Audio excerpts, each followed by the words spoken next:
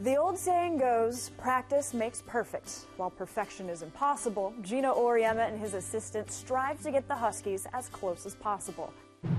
What we're trying to do is put you guys in situations where you get to see for yourself without being told. And there's going to be times when we don't have the opportunity to just stop the game and go, okay, time out, let's talk this over. There's going to be times when you guys have got to figure it out on your own, and there's got to be times when, in a huddle, somebody's got to step up and say, this is what we're going to do, damn it, and let's get it done. Some individuals have got to step up and make big-time plays. Not when we're up 25, not in the first 5 minutes. I'm talking about when you're in deep shit and everybody's tired and you can't see straight. That's when somebody's got to make big plays. Okay? Let's go. Another good day. Together, 1, 2, 3. Together. During his tenure as the head coach of the UConn women's team, Geno Auriemma has taken a great deal of pride in his team's intense practices. Former UConn star Sue Bird once said that nothing in a game could match the challenges a player faces during a typical Huskies practice. Look, I've been bitching all year that our guards do a lousy job of throwing the ball in the post. Right. They do. But we're not exactly great at demanding the ball. Other than Stephanie, nobody demands the ball in the post. Let's go. While Geno clearly sets the tone, he doesn't do it alone, leaning heavily on his 3 assistant coaches. You talk to them. They don't understand me. You talk to them. Keep up the good work today. You're going to be our Kelly. Make all those hustle plays. I think our goal every year is to help our players develop and get better, and to have each player add something to their game to get them to play at the highest level that they're capable and to play harder than everybody else every day of practice, and that translates to doing it in the game. Brianna Stewart, you better change your body language right now. Stand up. Hey, the object is to turn them and guard them, and then once you get to close to half, keep them on one side. We don't want to reach. We don't want to reach. Hey, Sanaya, you got to come to the ball side. If they're inbounding over here, you got to come over to get the ball, you know? We don't want to throw a cross-court pass. I think really you're trying to work on their mental toughness and pushing through, learning while you're tired, while you can pay attention, you can execute, you can make the right pass, because if you can't make the right pass now, you're definitely not going to be able to make it in April when there's 10,000 or 40,000 people watching you. Come on, guys, game light. Turn and go. You don't ever see a player come in here and leave the same player. They are always better, no matter if they're the best player in the country or they're the walk-on. They always leave a better player. And that's preparation basketball-wise, but that's also preparation for life. Go Flash. Go Flash, Kay. Go Flash, Kay. Keep them on one side. Keep them on one side. Keep them on one side. I think the pace of our practice, the things that we do aren't necessarily that different than what anybody else does. I don't think we have any magical drills that everybody goes, boy, I wish I could go to UConn's practice. They do something that no one else does. It must be unbelievable. We do the same drills that everybody else does, to an extent. It's how we do them and who we're doing them with. Let's go. Together, 1, 2, 3. Yeah!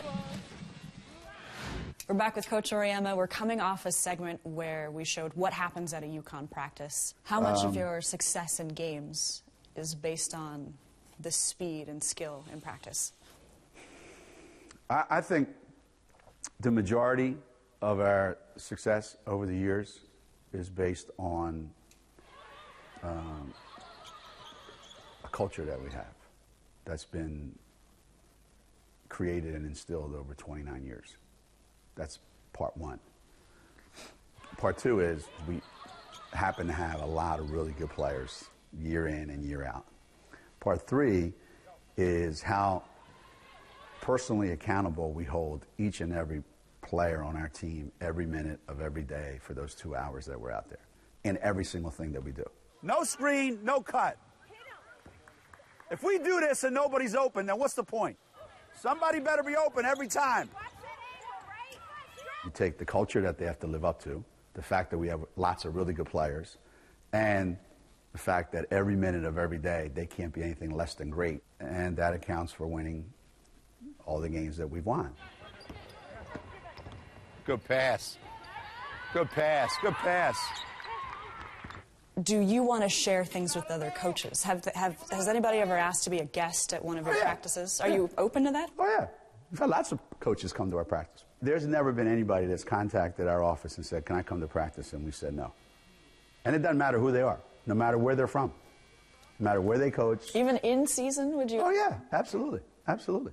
Yeah. It's hard during the season for them to get away. Mm-hmm. I mean, I wish I could do it. I always said that I wish I could take a year off and just go watch people practice. Whose practice would you like to see? For me personally, I would mostly go to pro practices. I would mostly go to NBA practice. Not WNBA, NBA. Yeah, I would go to mostly. I mean, I would go to. There's some coaches in the WNBA I would go watch. I like to see like how people get their offense done quickly without wasting a lot of time. I like to see what drills they do when you don't have a lot of time to practice.